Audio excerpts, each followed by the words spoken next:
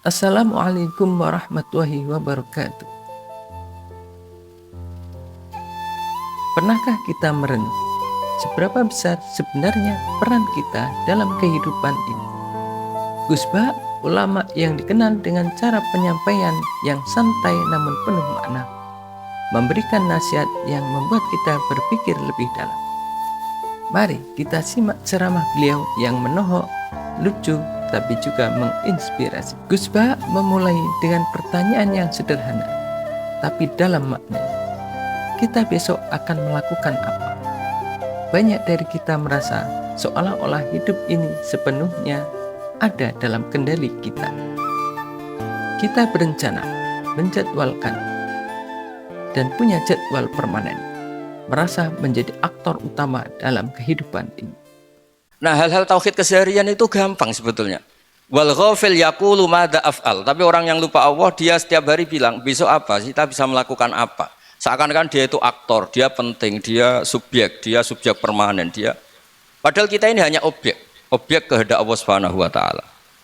Karena kita yakin sesuatu yang terjadi di alam raya ini kita tidak bisa apa-apa.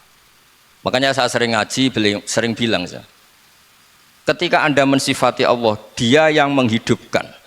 Sudah itu tanamkan, sehingga ketika kita mati, santai saja. Kenapa santai? Allah punya cara menghidupkan kita. Zaman kita hidup juga gak tahu caranya ngelola jantung, ngelola paru-paru. Kamu juga gak tahu ngelola oksigen yang tidak beracun, tidak mengandung polusi. Tahu-tahu hidup. Gak ingin tua ya tahu-tahu tua, gak ingin mati tahu-tahu mati. Selama ini kita hidup juga gak tahu apa sebetulnya. Hanya gaya tok, punya jadwal, punya planning. Kalau kamu bisa menentukan pilihan Anda, pasti Anda istrinya cantik, 4 neriman semua, kona'ah semua. Nyatanya enggak kan? Ada 1 jelek, cerewet. Oh itu kan, nyatanya enggak bisa apa-apa Anda kan? Dan kamu bawa mati lagi. Itu kan, istri Anda juga gitu, punya keinginan, punya suami yang ganteng, yang jabat, yang neriman, yang enggak poligami. Ya enggak kesampaian juga. Kalau kita ngitung tingkat kegagalan kita itu gagal terus. Ya kan? Tapi Gus Bah mengingatkan, sebenarnya kita ini hanya objek dari kehendak Allah. Apapun yang terjadi di alam semesta ini, semuanya atas izin Allah. Kita ini sering lupa bahwa semua yang terjadi adalah kehendak Allah. Dan lucunya, kita tetap merasa punya kuasa penuh. Selama ini kita hidup nggak tahu apa-apa. Hanya gaya tok, punya jadwal permanen, seolah-olah bisa menentukan segalanya. Gus Bah lalu memberikan contoh lucu tapi mengena. Kalau kita memang punya kuasa penuh, pasti pilihan hidup kita sempurna. Kalau bisa, istri 4, semuanya loyal, tidak cerewet, dan bahagia. Tapi kenyataannya sudah jatuh, cerewet lagi. Kamu bawa mati lagi. Nah, terus ingat Allah, madza yaf'alu wa bi. Orang yang punya akal selalu berpikir Allah itu menghendaki apa terhadap saya. Loh, sama-sama orang itu loh.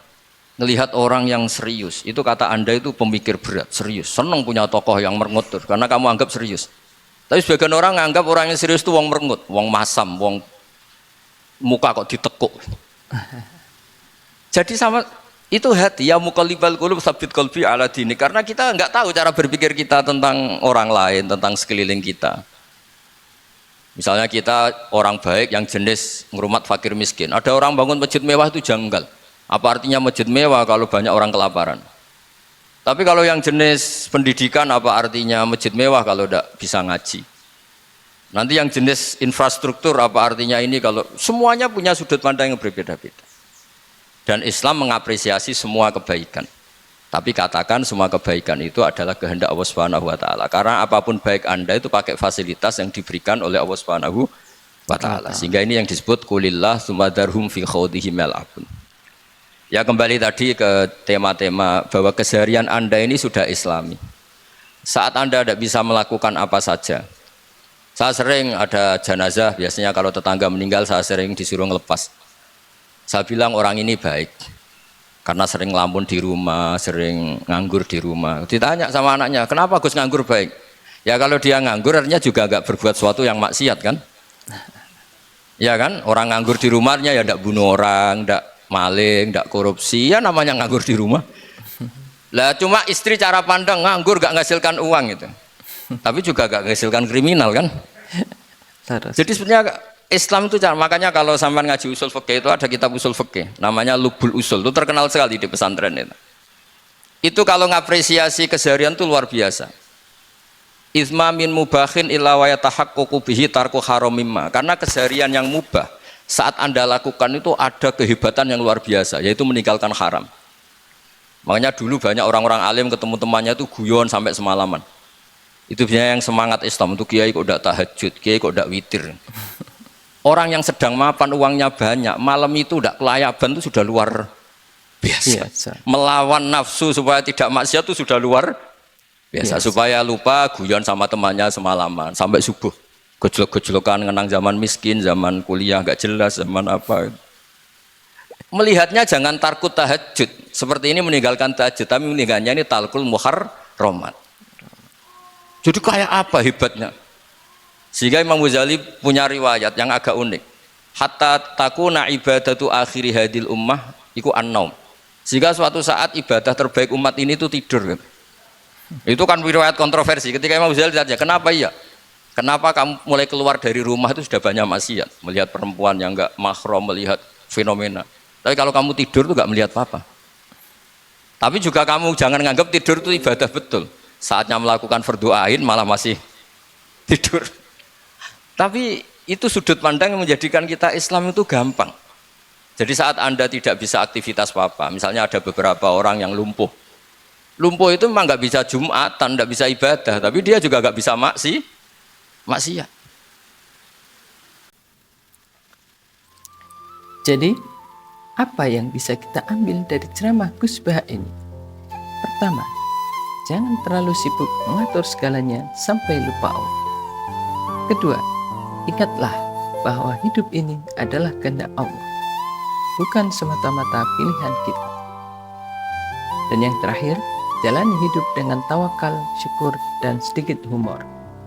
Karena pada akhirnya, semua yang terjadi adalah bagian dari rencananya. Hidup ini jangan dibuat susah.